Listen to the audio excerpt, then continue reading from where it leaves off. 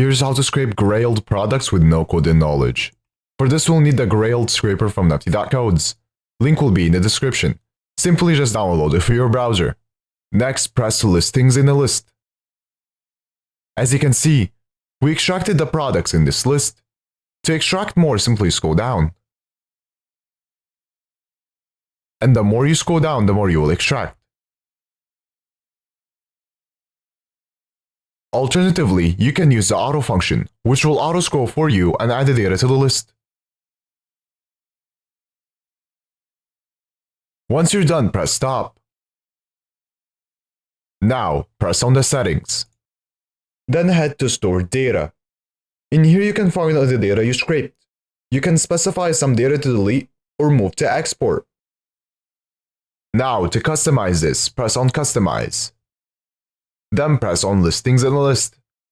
In here you can change the data however you want. So for example, you can then check some data.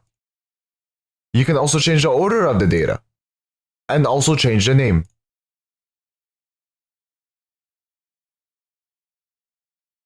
And also add a criteria to only scrape the products you are looking for. Once you're done, press Save. You can find more features in the add-on section. Now, to export this, press Add to Export List.